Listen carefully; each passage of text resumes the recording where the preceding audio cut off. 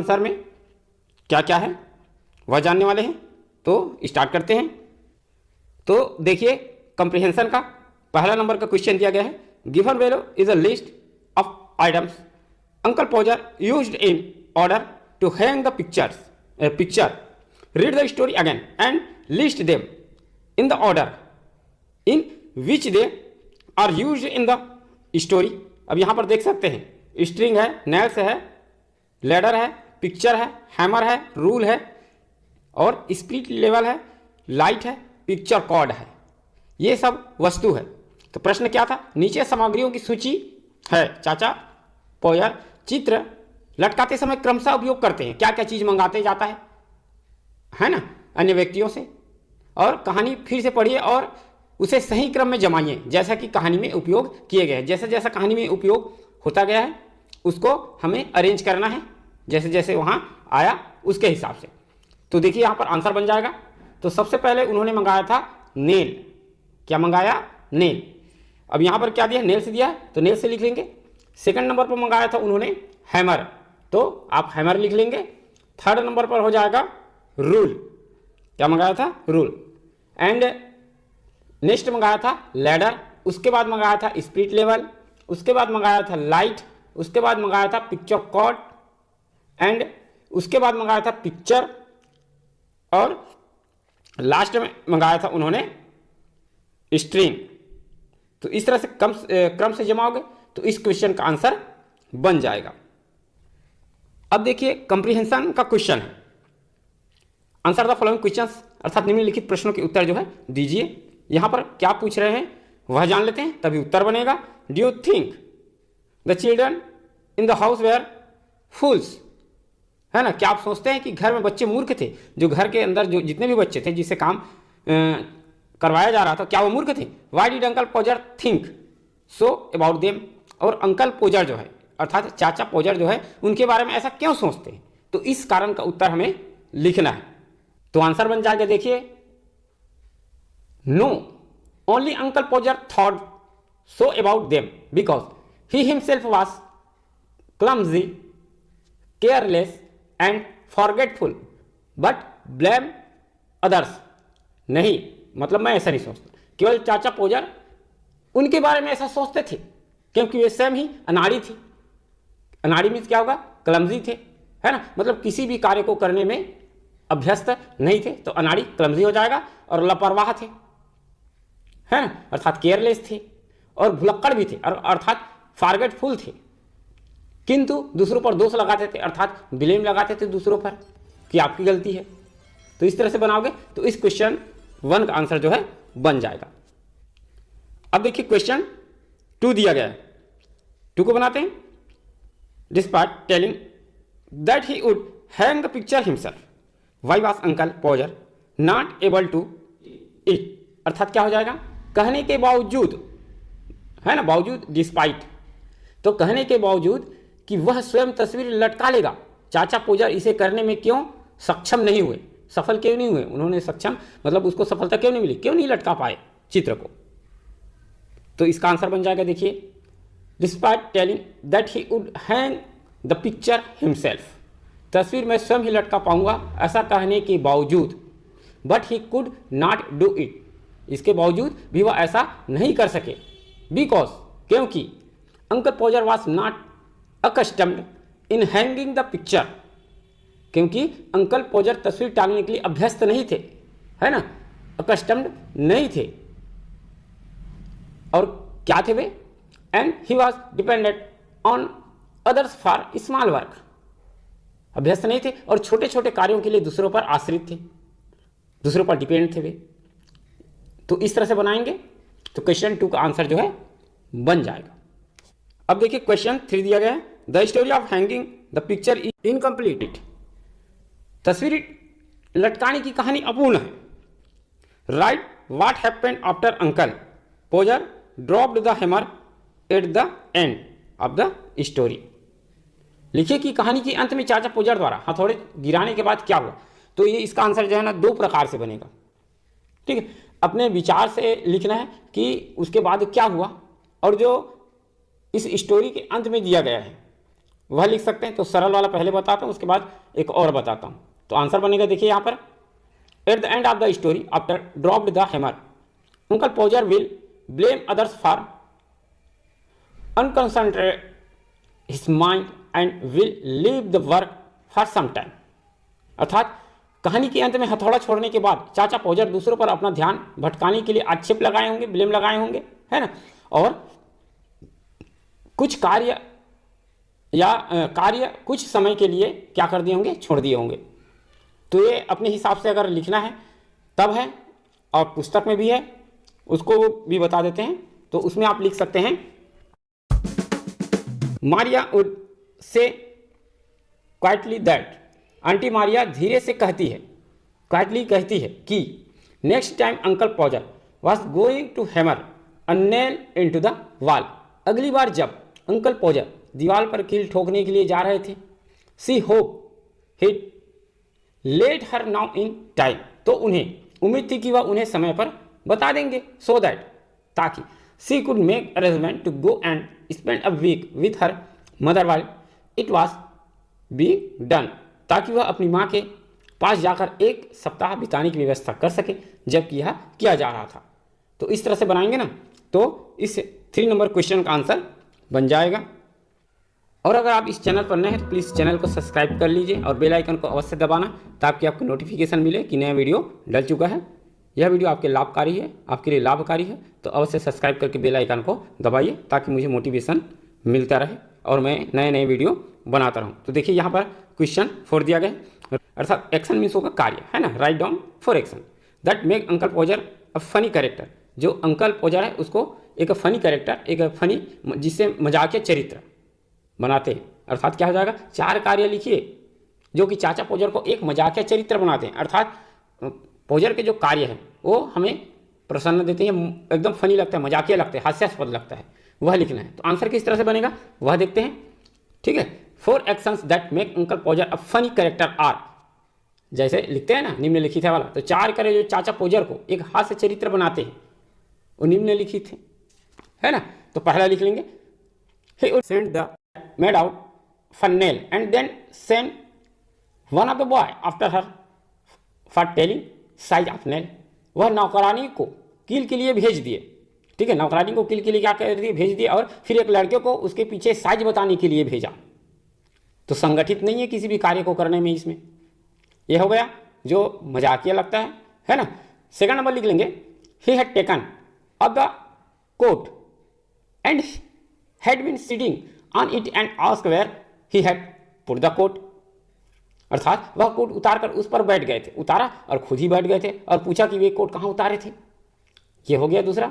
तीसरा नंबर हो जाएगा, when nail was found he would have lost the hammer, जब कील मिल गया तब हथौड़े खो दिए थे उन्होंने, ये हथौड़े खो चुके थे। तो इस तरह से हुआ। एंड चौथा नंबर लिख लेंगे, hammer was found then he would have lost the sight of the mark he had made on the wall, और हथौड़ा मिला, जब हथौड़ा मिल गया तब उसे दीवार पर जो निशान लगाए थे वह खो दिए, कहाँ चला गया निशान। तो इस तरह से क्वेश्चन नंबर 4 का आंसर जो है बन जाएगा। अब देखते हैं क्वेश्चन नंबर 5 को, what did aunt Maria say when uncle Podger use bad language, what does it tell you about her character, अर्थात चाची मारिया, आंट मारिया क्या कहती है जब चाचा पोजर अभद्र भाषा का प्रयोग करते हैं, है ना, गलत भाषा का प्रयोग करते हैं। तो हमें आंट मारिया का चरित्र यहाँ पर लिखना है। आप आपके हिसाब से कैसा लगा, तो आंसर बन जाएगा यहाँ पर देखिए, Aunt Maria said she would not allow the children to stand around and hear such language, it tells about her careful and attractive character. चाची मारिया बोली वह बच्चों को घेर कर खड़े होने और ऐसी भाषा सुनने की अनुमति नहीं देगी, है ना। यह उसके सजग और आकर्षक चरित्र को बताता है।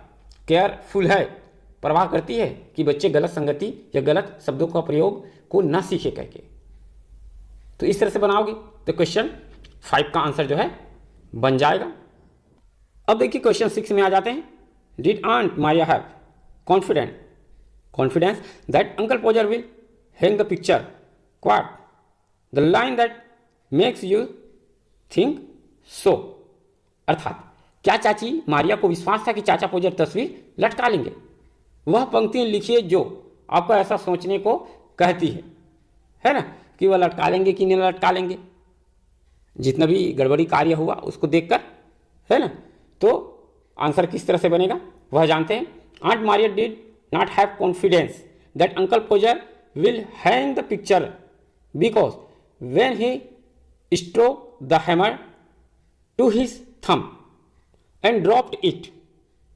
अर्थात आंटी मारिया को अंकल पोजर पर विश्वास नहीं था कि वह तस्वीर दीवार पर लटका पाएंगे, क्योंकि वह, है ना, क्योंकि वह क्या किया था, जब उन्होंने हथौड़ा अपने अंगूठे पर दे मारा, अपने ही अंगूठे पर मारा और गिरा दिया। विच अगर स्टोक समबडी स्टोक, जो किसी दूसरे के अंगूठे पर लगा, गिरा तो किसी दूसरे के अंगूठे पर लग गया। She also added when uncle Podger had to hammer a nail to the wall, she should be informed in advance so that he could visit her mother's home and spend a week there. अब उसके अंगूठे पर गिरा दिया। कौन? Uncle पोजर। पहले तो अपने हाथ में मारा, गिराया, जो किसी दूसरे के अंगूठे पर जाकर लगा, पैर के अंगूठे पर, है ना।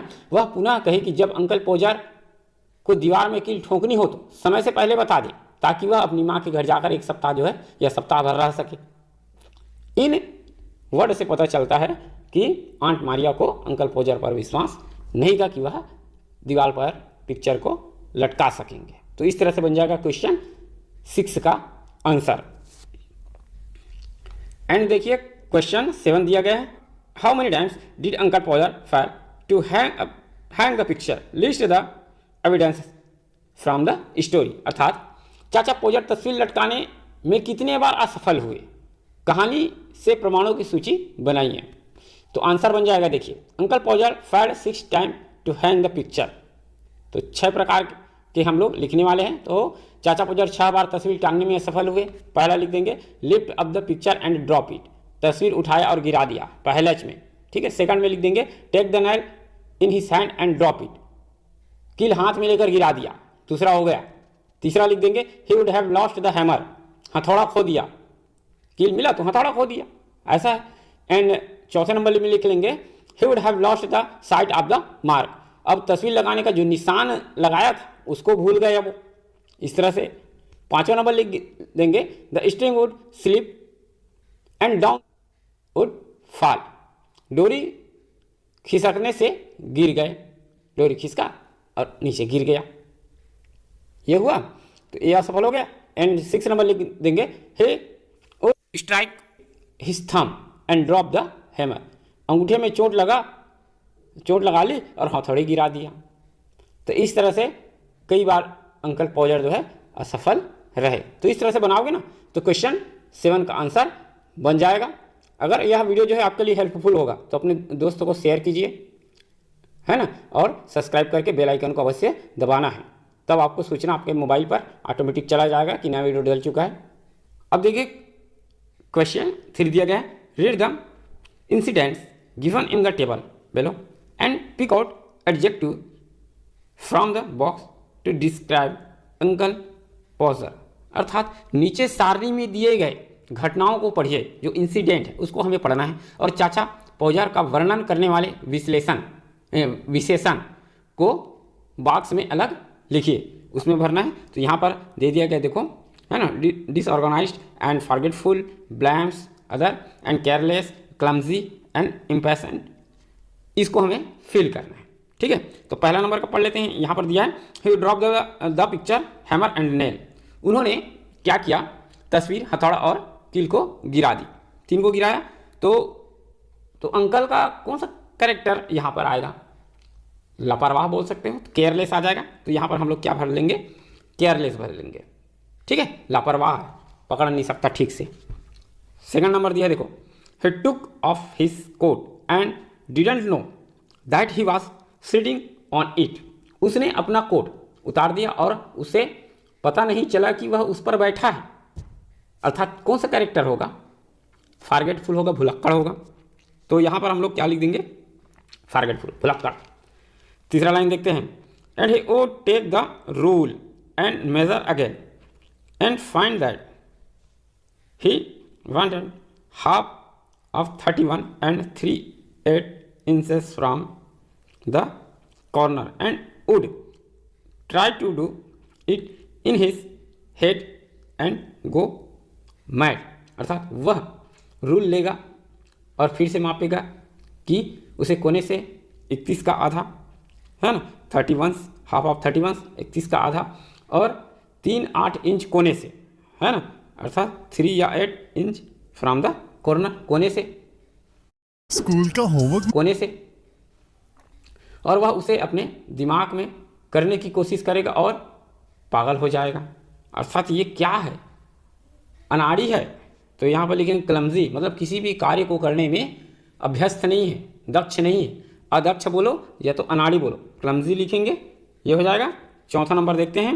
ही shouted at the all the children for not being able to find the coat when he was sitting on it himself. वह कोट न ढूंढ पाने के कारण सभी बच्चों पर चिल्लाया जबकि वह खुद कोट पर बैठा था। तो ये क्या हुआ? दूसरे पर दोषारोपण कर रहे हैं, तो लिख लेंगे ब्लेम्स अदर्स, ब्लेम्स अदर्स, तो यहाँ पर लिख लेंगे, ठीक है, ब्लेम्स अदर्स इस वाले कॉलम में। एंड 5 नंबर देखते हैं। He sent the maid to get nail without telling what size. अब उन्होंने मेड को, है ना, उसने बिना साइज बताए नौकरानी को कील लेने के लिए भेज दिया। अर्थात असंगठित है ये, मतलब कोई भी कार्य करना है एक साथ भेजना चाहिए संगठित तौर पर दिमाग में लेकर। तो ये हो जाएगा डिसऑर्गेनाइज्ड, ठीक है, तो यहाँ पर लिख लेंगे। एंड लास्ट दिया गया है ना, he said even a cat can find things that his family can not. उन्होंने कहा कि एक बिल्ली भी वह चीज़ें ढूंढ सकती जो उस परिवार नहीं ढूंढ सकता, जो उसका परिवार है ना वो नहीं ढूंढ सकता। तो धैर्य रखना चाहिए, यहाँ पर तुरंत थोड़ी मिल जाएगा भाई, है ना, तो पेशेंट रखना चाहिए। तो इसमें पेशेंट की धैर्य जो है ही नहीं इसमें, कि कब मिलेगा कब मिलेगा, धैर्य नहीं है, मिलेगा थोड़ी देर में। बिल्ली ढूंढ सकती है लेकिन आप नहीं ढूंढ सकते बोल रहे हैं, तो इसको लिखेंगे इम्पेशेंट, अर्थात अधीर है या बेचैन है, धैर्य नहीं है इस पर। किस पर? अंकल पॉजर पर।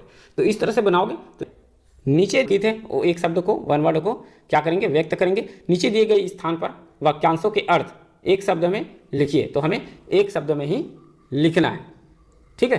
तो आंसर किस तरह से बन जाएगा वह जानते हैं, तो पहले पढ़ लेते हैं, उसके बाद बनेगा। ए दिया देखो, a new picture would come and would be standing in the drawing room waiting to be put up. तो ये टू बी पुट अप जो फ्रेस है उसी का वन वर्ड है जो दिया है ना, हंग, है ना। अर्थात क्या होगा? एक नई तस्वीर आएगी और ड्राइंग रूम में खड़ी होगी लगाए जाने के इंतजार में। तो ये टू बी पुट अप, लगाए जाने के इंतजार में। तो लगाए जाने के इंतजार में मतलब क्या होगा? हंग, टांगना, ये बन गया पहले से। बी दिया देखो, and then he would take off. तो टेक ऑफ का लिखना पड़ेगा यहाँ पर, हिज कोट एंड बिगिन। और वह अपने कोट टेक ऑफ अर्थात उतार देगा और शुरू कर देगा। उतार देगा मतलब रिमूव, तो यहाँ पर लिख देंगे रिमूव, उतारना, ठीक है। सी दिया देखो, you can't find a coat that I put down on 5 minutes एगो। तुम्हें वह कोट नहीं मिलेगा जिसे आपने क्या है, पुट डाउन, 5 मिनट पहले नीचे डाला है। तो यहाँ पर पुट डाउन का हमें लिखना पड़ेगा, ठीक है। तो इसको लिख सकते हैं आप लोग ले, LAY, उतारना या रखना, ठीक। एंड नेक्स्ट दिया देखो डी नंबर का, we would have to go down on our knees and look for it. अब यहाँ पर किसका लिखना पड़ेगा? लुक फॉर इट का, ठीक है। हमें अपने घुटनों के बल बैठकर देखनी होगी। लुक फॉर इट देखनी होगी कि मतलब सर्च, ढूंढना, ठीक है, देखनी होगी मतलब ढूंढना है हमें, तो ये हो जाएगा। एंड ई नंबर दिया है देखिए, आई नेवर केम अक्रॉस। तो केम अक्रॉस का लिखेंगे such people in my whole life. अब अपने अपने पूरे जीवन में ऐसे लोगों से कभी नहीं सामने आया, है ना। कम अक्रॉस, सामने आया, सामने आया का मतलब क्या हुआ? मीट, मिलना, नहीं मिला मतलब, ये हो जाएगा। एंड लास्ट दिया, oh you can give it up, I found it on by myself. Oh, आप इसे छोड़ सकते हैं, गिव इट अप छोड़ सकते हैं। मैंने यह सब अपने आप पाया है ना, अपने आप पाया है, छोड़ सकते हैं। तो छोड़ सकते हैं का मतलब क्या होगा, लिव, लिव लिख सकते हो या तो लिख सकते हो अबैंडन, छोड़ना, त्यागना। ठीक है, तो इस तरह से बनाओगे तो अकादमिक क्वेश्चन का आंसर जो है बन जाएगा। और आशा करता हूँ यह जो वीडियो है आपके लिए हेल्पफुल होगा। तो ऐसे ही और वीडियो की जानकारी के लिए